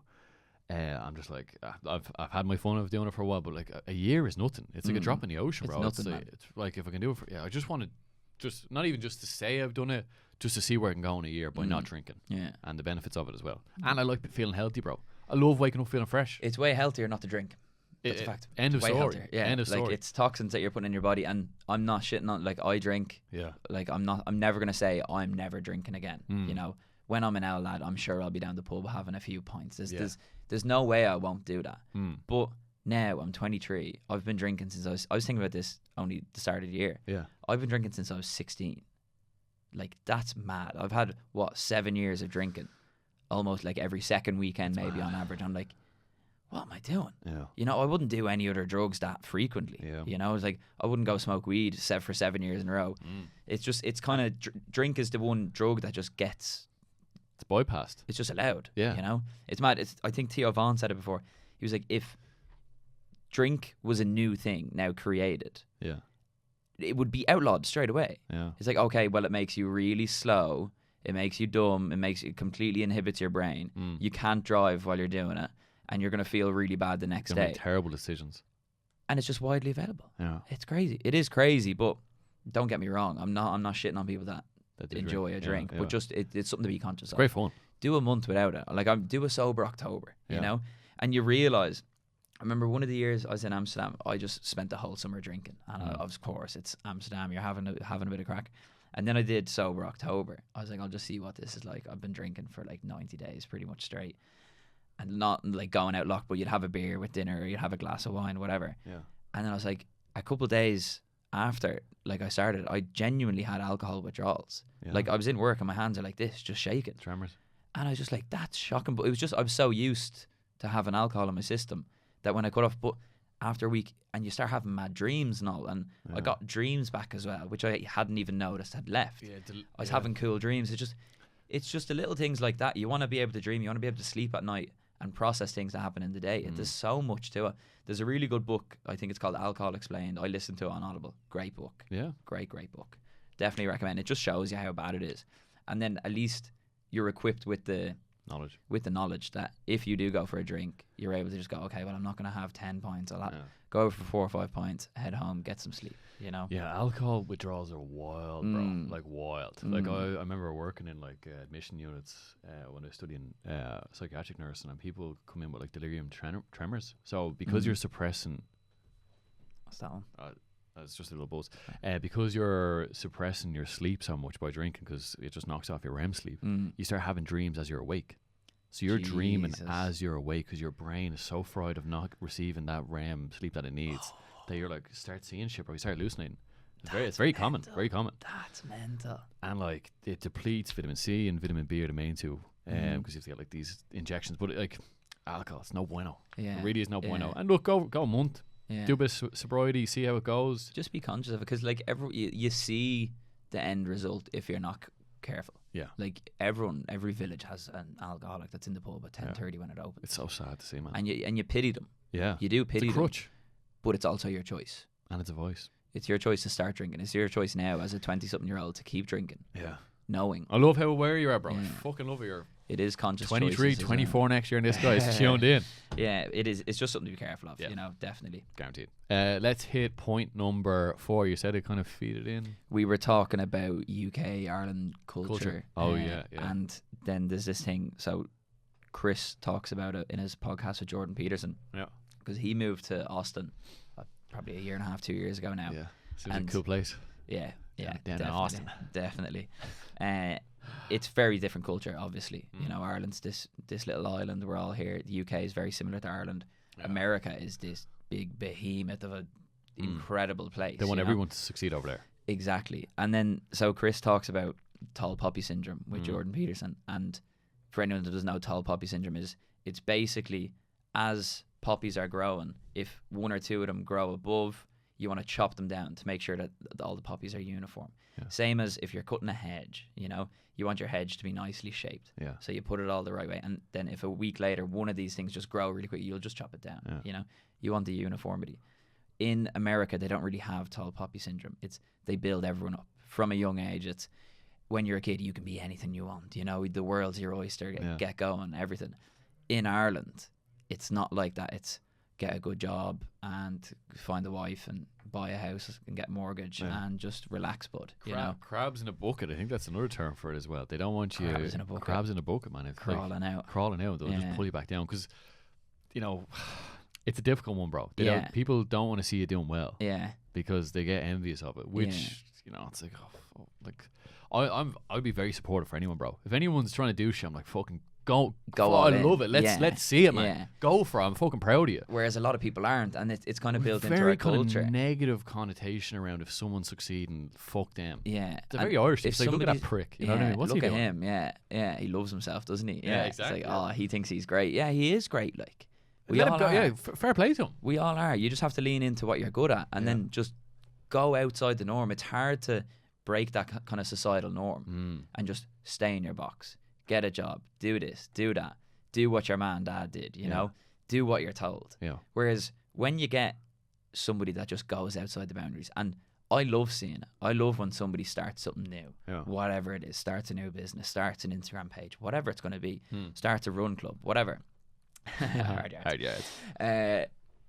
I love that, and I'm very supportive of young people trying to do things with their life. And if it doesn't work, it doesn't work. At least you try. Because you're the guy doing it already. Exactly. So you can relate to it. I took a leap of faith. I was like, well, I'll just do this Instagram page and just have a bit of crack with it. Because I do loads of cool stuff anyway. Yeah. So I might as well share it with other people, just fitness, whatever it's going to be. Yeah. Podcasts, you know. But a lot of people have that kind of closed mindset where it's like, oh no, he thinks he's better than us. Fuck him. Like, you know, who does he think he is? He's just trying to be himself, and he's trying to like just excel and make his own life better. I just think everyone has their own life, and everyone, it's something I remember thinking about my dad, and because you always see your dad, and he's like your dad, he's everything, he'll take care of you. But then I remember one day when I was younger, I just clicked. I was like, my dad lives in his own little head every day for 24 hours a day, same way I do. He thinks about all this kind of stuff. He's busy, he's stressed, he has all this stuff going on. Extend that to everyone. Everyone has stuff going on. Everyone has their dreams. Everyone has, I wish I could do this, I wish I could do that. And when somebody takes it from, I wish I could do this, and they just start and they do the thing, I'm appreciative of that. I know it's hard to go and just take a chance on yourself or take a chance on someone, but a lot of people aren't. They just go, oh, who does he think he is? Yeah, because he's doing what you wish you could do. Exactly. Almost, yeah. It's just like... And it's just envious people, like they'll never get anywhere in their life. Whereas people that are supportive and people that are trying to do a bit of good in the world. I think Kieran's a great example. Kieran's a local lad. You know, I grew up with Kieran, and I've supported Kieran the whole time. Even the oats and all, like that just started. I've seen him grow the whole way. That's beautiful. And I'm just like, this is amazing. And anytime I talk about Kieran, it's all with love. Yeah. I'm like, oh, he's killing it. He's doing everything, and he's working so hard because I see how hard he is working. Yeah. Whereas somebody who'd be maybe a little bit further removed, they just go, who does he think he is? And like, I've heard people like, oh, Kieran putting up stuff on Instagram, whatever. I'm like, it's good. I'm like, what are you doing? What is someone getting out of condemning someone else, though? I don't get it. No, I don't get it either, because you're only making yourself feel worse. Yeah.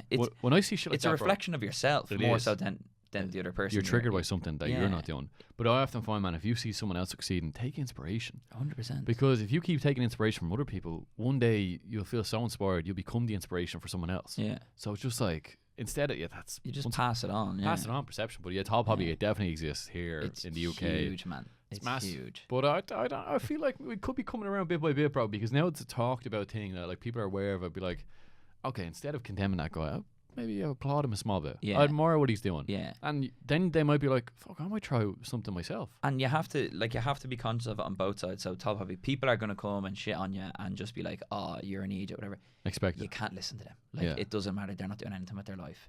nobody who's wants to be a similar person as you is going to come and start slagging you. That's right? exactly it, yeah. But you also have to be conscious. Maybe you are also guilty of doing this, right?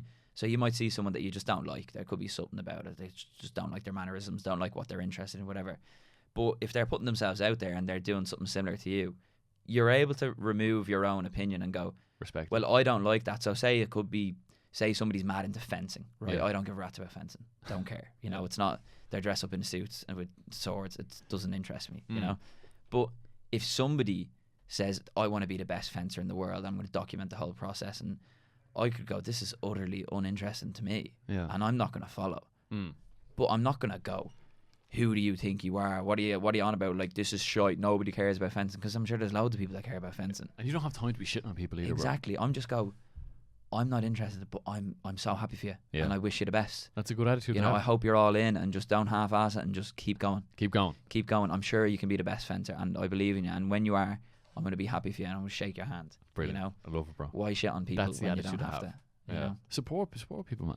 Even people that you don't like. Yeah. You know, Yeah. just be happy for them. They're happy, I'm happy. I love it, bro. Right, anyway, point number 4, bruh. Outwork your self-doubt. Action has to come first. So you don't become confident by shouting affirmations in the mirror, but by having a stack of undeniable proof that you are who you say you are. Outwork your self-doubt. What do you make of that? It's Hormozi, is it? Hormozi. Well, Williamson was saying it's Hormozi. Yeah, so. He's reading his tweets out, I think. Was reading it? his tweets out, exactly. Yeah. I love Alex Hormozi, man. He's the guy. He's the guy, he's the business guy. It's a good point. You know, I think everything he says is just golden almost. Yeah. He rarely misses. He's a philosopher. Yeah, he Modern is. day philosopher. He is. And he's the dude. He's the dude. But that's what I love about Chris. Like, he'll have Hormozi on and he'll be like, this is what I love about you. Yeah, and he's able to break it down quite well. That's just how it is, man. Like, you can't pretend that you're someone else if you don't have evidence to say who you are.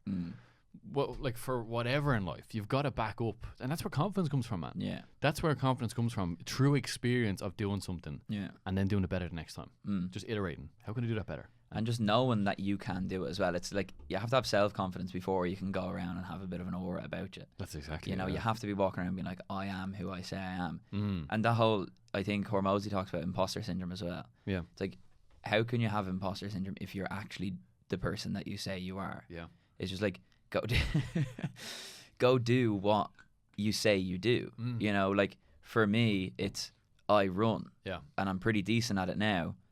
But I only say I'm like, if I said I do a 120 half marathon, I'd be like, okay, prove it. Well, I can't because I didn't. Yeah, you know, I say I did a 120 half marathon because that's what I did, because I put the work in and I proved to myself that I was able to do it.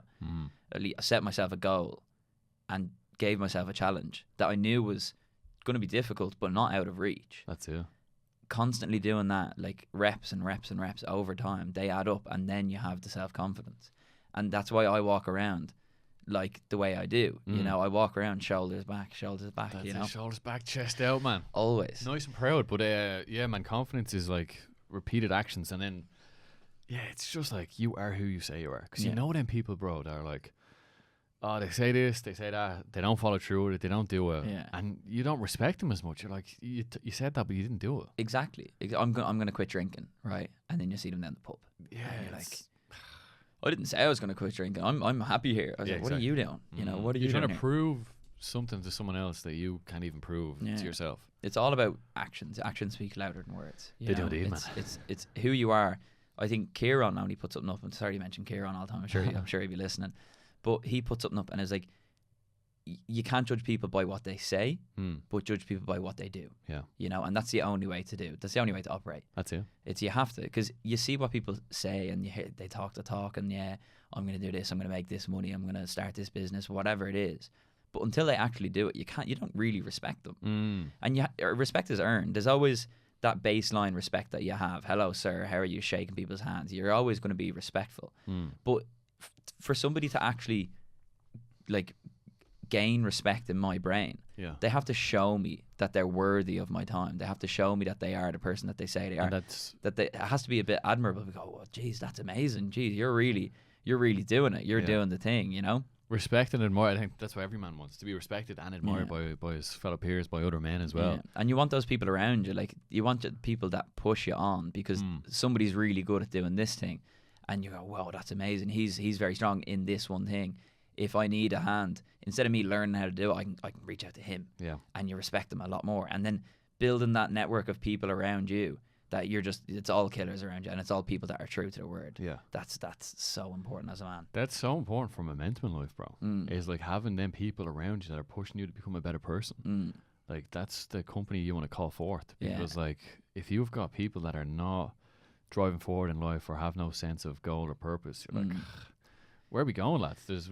We're not doing anything. It reflects in you, like you're the sum of the five people closest to you. Exactly, and your friends are a reflection of you. So who are the friends? What are they doing? Yeah, are they out running a marathon? Yeah, no. And you have to keep your boys in check as well. And like my mates do a really good job.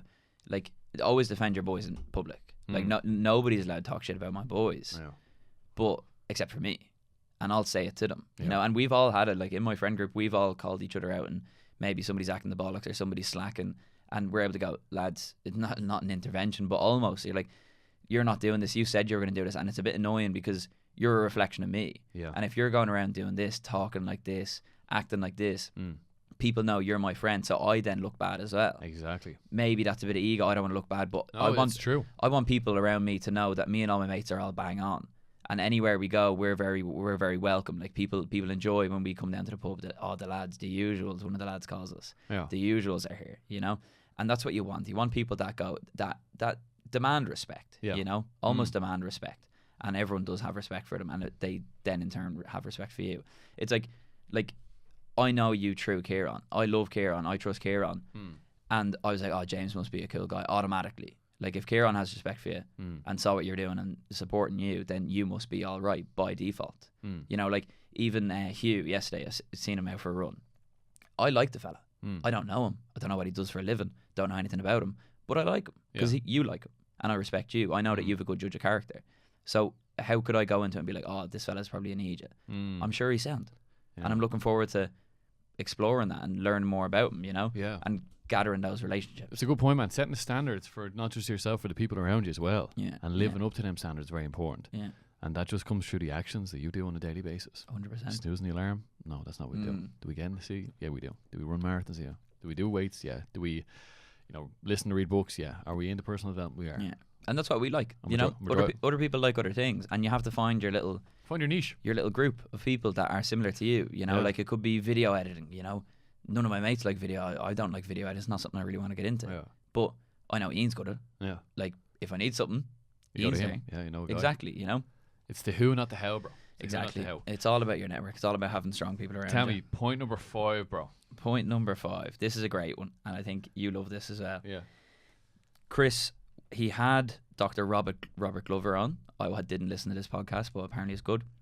But he was talking about it on one of the podcasts with Hormozi, and if people, I think there's 3 podcasts with Hormozi, listen to them all. They're all gold, like all golden. But Chris references the last fella that he had on, and it was the 3 essences of an attractive man. And the first one, he's comfortable in his own skin, he knows where he's going, and he has fun while he's going there. Yeah. And Hormozi makes a great point. He's like, that's perfect. He's like, he has direction, he's internally comfortable, and he's fun. Having fun is so important, bro. Like, you have to be able to have fun if you're not being playful in some element, because you can just create a good time by being a fun guy. Yeah. And man, like, I love being around people, bro, where you're just kind of laughing, having the crack. But you can do that with anyone. You know what I mean? You can be playful, bro. Be like playful, adds a bit of imagination, a bit of colour into things. Yeah. And people want to be around people that are fun as well. Yeah. It's a massive thing. It's the aura. It's the aura, bro. Yeah, it's definitely the aura. And another point that you make, comfortable in his own skin. Yeah. He is who he says he is, and he's not trying to, he's not out here to impress, but you're almost impressed by him because that's how he is. Yeah. It's his natural way of being. Yeah. And like, it's not even being attractive for women. It's just being attractive in general as a person, like somebody that you're drawn to. Like, oh, he's a cool cat. And without all 3 of those things, we always say you have to be a jack of all trades. Yeah, you do. You have to do a bit of everything. But if you have one, like say you have your direction now, and you know exactly what you want to do, and you're a workhorse. You're going to build this company. You're going to be a billionaire, whatever it is. That's great. But if you're really insecure and you don't have any fun just because you're working all the time, you're still going to be somewhat attractive because you know what you're doing. Yeah. But do you want to be around them all of the time? Do you want to be that person that just is singularly focused on one thing? Yeah. that's where kind of you're trying to balance it out. Yeah, same with the internal comfort. It's somebody's just really happy in themselves, but they're not really doing anything, you know? Like, have you heard that Joey Diaz bit? And he's just like, do you ever talk to people that don't do nothing? And he's just like, I hate people that don't do shit, like anything. And he's like, I don't care what it is, but seeing somebody who's just passionate about something, whatever, fencing, for example. You love fencing, bro. I feel like I don't. It's just an example of something that I've no interest in. I've never been involved in. Yeah. And it's just, if somebody is really like, they're like, yeah, I'm the fencing guy, yeah, but they're not really cool to be around. They're not really chill. They're just happy with who they are, but they're not really driving. It's not interesting to talk to them. They're just like, oh, I like fencing. Super boring. So what are you fucking doing, man? Yeah. Like, you get one life. Are you alive or are you not? If you're doing nothing, you're clearly not alive. Stagnation. Yeah. You're progressing towards something, or you're stagnant. You're not moving anywhere. Yeah. I don't feel like you can get caught in the middle. Yeah. Either one or the other. It's kind of a bit of a seesaw. Yeah. But and then the last part being fun as well. Like, we all have those people around us that the class clown, the lad down the pub who's great crack, but he doesn't have either of the other things. He's not doing anything in his life, and he's crippling anxiety, except for when he's having a few gargles. Yeah. He's fun to be around when you're down the pub, but you're not going to go for a coffee with him. Yeah. Because there's no chat there. He's just a shell of himself. So you have to have all bases covered. I love that, man. That's such a great point, bro, because it's like, it's multi-dimensional. Especially as a man. Yeah. You've got to have a few layers to you. Yeah. You've got to be, like we said, a jack of all trades, bro. Because if you're a master of one, you're kind of a master of none. Unless you're very good at what you do. But it's a balancing act, bro. And you want to be that sort of guy that people want to be around, man. It's just like you said, aura that's energized, maybe a bit charismatic. Is like, you can develop yourself. No one is born this way. The great thing about being a man is you can develop yourself into what you want to become.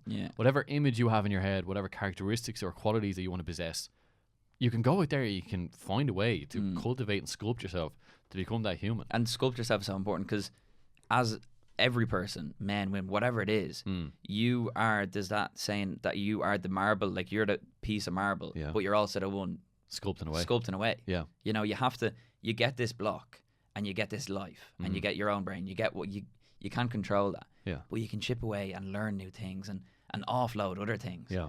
But just forming that person, you know, that's the difficult part. And who do you want to be? Staying true to yourself, not who do people want me to be. That's a great point. Then you're not going to be internally comfortable. You're living someone else's life. You're living someone else's idea. Persona. Then it becomes a persona. That's a great point, man. Be comfortable in your own skin. Just being true to yourself, which, you know, and I know it's banded around quite a bit, but being authentic.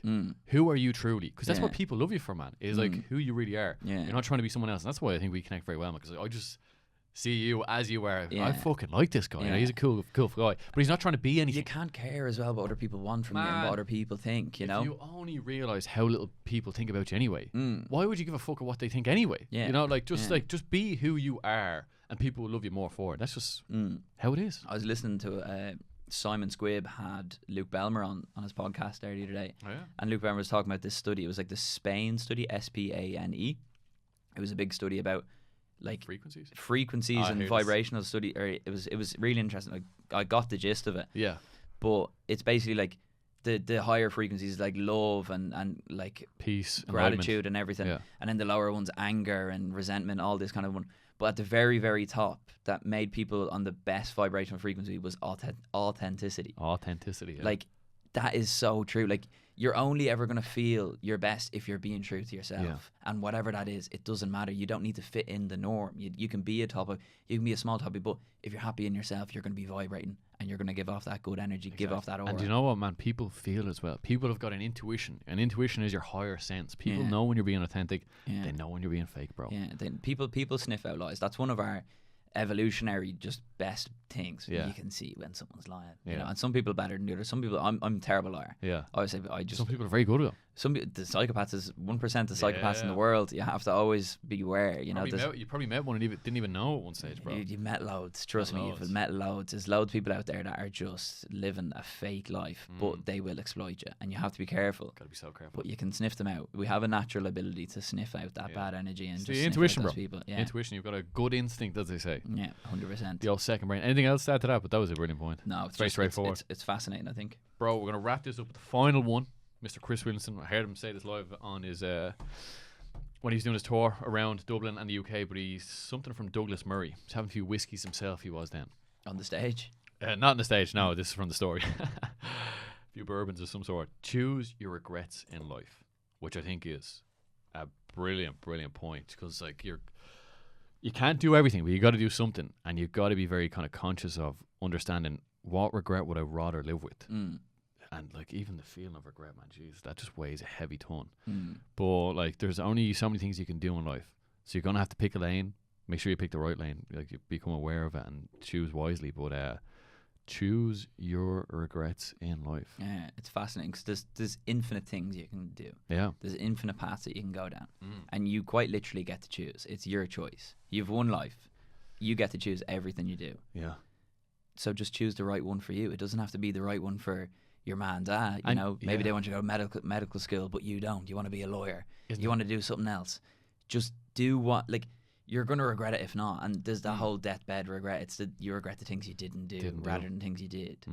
But if you're just conscious of that from an early age and you go, this is what I want to do. Yeah. And you're all in on it. And this is what I authentically, me, Luke Mooney, want to do. Yeah. That's golden. That is golden, bro. Because you're true to yourself. But man, I heard a great quote from Alan Watts, and he said there's a million different versions of you that exist in the world because people see you in different ways. Yeah. But the only one that really matters is the one that you see of yourself. Yeah. That kind of self-image. Who is it that you want to become? Follow that path, and you know they almost don't become regrets, I suppose, over time if you choose the right path. Yeah. But I suppose there's always temptations, bro. You can't regret it if you, like, even when you make mistakes and you do something wrong. You know, the way I think about it is, at the time I thought this was the best move on the chessboard. Like this was the best thing I could do with the information that I had.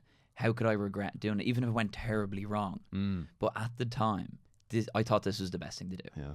And then at least you can live with yourself. But if you know, oh, this isn't the best decision for me, and even things are coming up now in my brain, I'm like, we're all guilty of it. You know, starting something or doing something with somebody that you just go, oh, I've maybe not a great feeling about this. But if you know, okay, this feels right to me, and it's that intuition, that feeling that you can't really explain, you can't put it into words. I feel like there's a natural guide, bro, within each and every one of us. Now, you can definitely become conscious of it, but we've got this internal compass that's kind of guiding us through life. If you can understand it and hear it and know it's there, it could bring you down the path that you've always wanted. Yeah, and whatever that might be, man, because everyone's got a vision and image of how they want their own life to be as well. There's that gut instinct, and we all feel it, and it's you can't really put it into words, but we all know what it feels like to go, oh, this is the right decision for me. Yeah. And even if it goes wrong, I'll be happy I made it. Yeah, exactly. Yeah. You know, moving to Amsterdam, I was like, this is what I want to do at this exact moment. Yeah. This is the best decision for me, and it was one of the best decisions I made in my life. There you go. No regrets there, bro. And if it had gone wrong, I would have came home after a year, moved back with my mum and dad, and just gone to college here or not gone to college. But I was like, if I don't take the chance, I'll be kicking myself. I'll be in fourth year college in DCU and just go, I actually didn't want to do this course. This wasn't my first option. And then I go, what am I doing? Bro. What am I doing? That's heavy regret. I didn't follow my gut instinct. Your natural guide. And you'd be sick. You would be. Mr. Mooney, what an absolute pleasure it's been, bro. No better man to discuss the 10 lessons of Chris Williamson with. Bro, I'm a massive fan of yourself, and you know, respect and admire because you're a good man. If anyone out there wants to get in contact with yourself, where do they find you? Just hit me up on Instagram, I guess. Luke H. Mooney. Nice. I'm just trying to share a little bit of what I'm doing, and everything. My whole life's on there, pretty open and honest, and I love it. Not trying to show off or anything, but just I'm doing good things, and I've chose this path in my life that I want to improve myself. From years and years ago, I made the decision, and then I made this Instagram account. It's just a medium to get through to people, to reach people, and like I don't want to play too much into the Instagram, and don't want to get caught up in some fake world as well. But chat to me in person, chat to me on Instagram. It's the exact same person. Your man that's comfortable in his own skin. Yeah. He's having fun while he's doing it. Yeah. He's on his mission. Yeah, 100%. That's all that matters, bro. That's and you figure out the mission as you go as well. Like, it's just, I don't know where I'm going to be in 5 years. Yeah. I always say you can't even know where you're going to be in 6 months. 6 months is like the cutoff for me. I'm like, you can't predict what's going to happen. There's too many variables, bro. Way too much. But too much shit can go wrong. Too much shit can go right. Yeah. You never know what opportunities could come. You don't know where you're going to be. But that's a great point as well, man. If you had said to me 6 months, I'd be sitting here doing a podcast with you. I'd be like, why would that happen? What would we be talking about? You know what? I've nothing to talk about. Luckily, you're able to come up with this nice idea. Let's take 5 and 5. Yeah. Let's talk about this. And the path illuminates as you walk it as well, bro. 100%. That's how it is. Mr. Luke Mooney, thank you so much, bro. I like that, brother. We'll have to do it again at some stage. 100%. All the best. Everyone take care. Bye-bye. Come on.